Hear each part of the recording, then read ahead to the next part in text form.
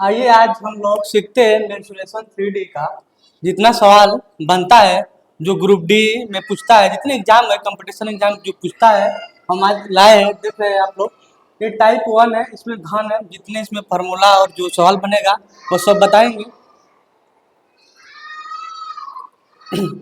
ये क्यूब है, थोड़ा सा इसको हम लोग समझते हैं क्यूब के बारे में।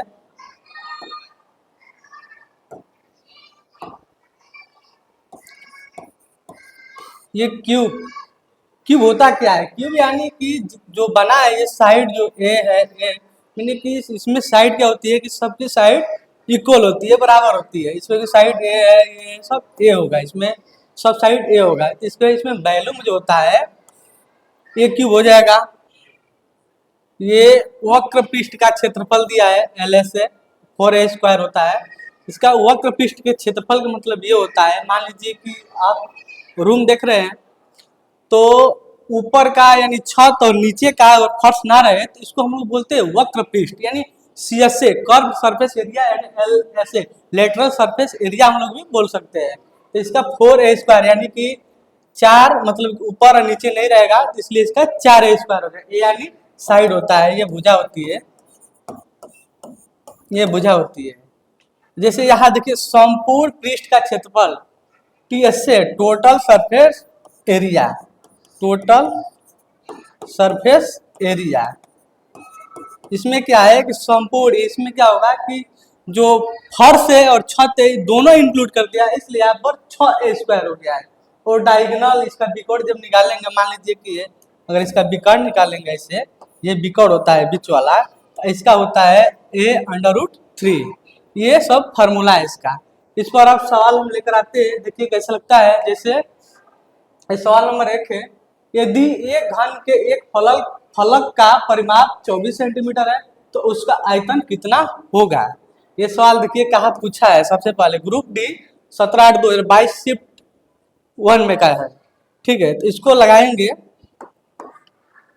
दिया है यदि ये घन के एक फलक का परिमाप, ठीक है, परिमाप यानी कि घन है तो 4a, परिमाप हो गया 4a, ये 24 दे दिया है। तो यहाँ से हम यहाँ से एक भुजा निकाल लेंगे, a बराबर 24/4 करेंगे तो यहाँ से 6 आ जाएगा, ठीक है, 6 सेंटीमीटर। ये क्या हुआ? ये भुजा हुआ।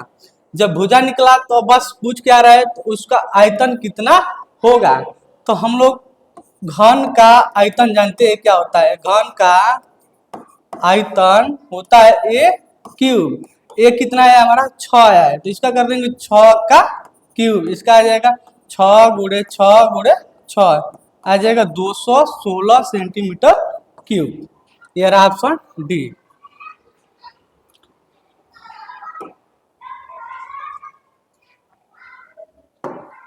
अब ये देखिए दूसरा सवाल है इसी में, ये घन का आयतन क्या है जिसकी भुजा 6xyz² है।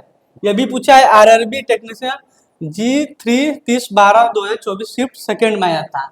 इसको भी लगाएंगे। घन का आयतन क्या होता है, तो सबसे पहले लिखेंगे घन का आयतन। घन का आयतन volume of cube, volume of cube. ये क्या होता है? Volume of cube A cube होता है, ठीक है। तो भुजा दिया है, भुजा यानी साइड दे दिया है, साइड ए दिया है, ये कितना दिया है? 6xyz का स्क्वायर। तो हमें पूछ रहा है वॉल्यूम ऑफ क्यूब पूछ रहा है, ठीक है। तो क्या करेंगे, यहाँ डायरेक्ट ये क्यूब यानी ये दिया ही है 6xyz², तो लिखेंगे 6xyz² कितने बार? 3 बार लिखेंगे। 6xyz², 6xyz² गुणा कर देंगे। 6 36 36 का 216 हो जाएगा, और x 1 और 2 और 3, y पर 1 2 3 और z पर 2 2 4 6, इतना इसका आंसर आ जाएगा। और यहाँ पर इसका आंसर ये यहाँ पर 3 रहेगा, गलती से हो गया है।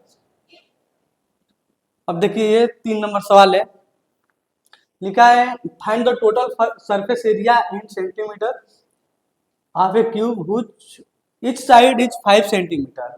तो इसको ये भी पूछा है, ग्रुप डी का है, जितना सवाल रिलेटेड है ये ग्रुप डी से है। ये घन जिसकी प्रत्येक भुजा कितना दिया है? 5 सेंटीमीटर, यानी कि साइड दे दिया हमें 5 सेंटीमीटर, ठीक है।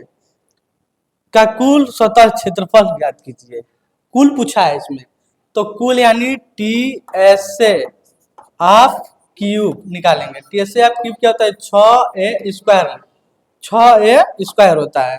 तो लिखेंगे यहाँ पर 6, ये कितना दिया है 5 गुणे 5 हो जाएगा, 2 बार है, स्क्वायर क्या है तो 2 बार लिखेंगे, फिर इसको गुणा कर देंगे, 6 5 30, 30 5 150, इसका 150 आएगा। ये ऑप्शन सी सही है इसमें। ये 4 नंबर सवाल है।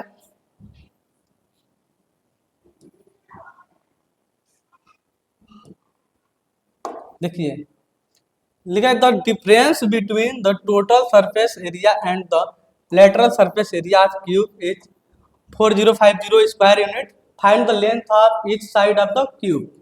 लिखा है हिंदी में, ये घन के संपूर्ण पृष्ठ क्षेत्रफल और पार्श्व पृष्ठ क्षेत्रफल का अंतर 40-50 वर्ग इकाई है।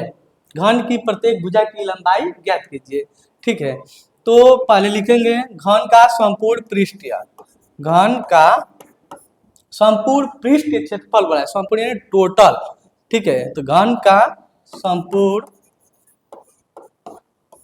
पृष्ठ क्षेत्रफल क्या होता है, घन का संपूर्ण पृष्ठ क्षेत्रफल होता है 6a² होता है, ठीक है।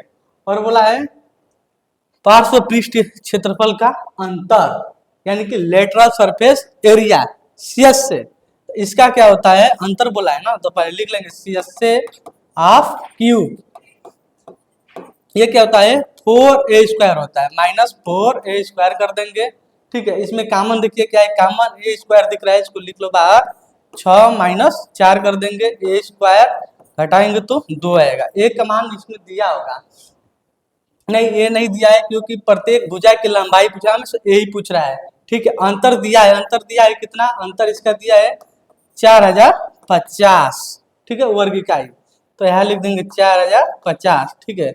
अब यहाँ से a² करेंगे तो 4050 बाटा ये गुणा में, तो यहाँ पर डिवाइड में आ जाएगा, भाग देंगे 2 0 2 25 आएगा, ये a² आया हमारा, a² 2 0 25।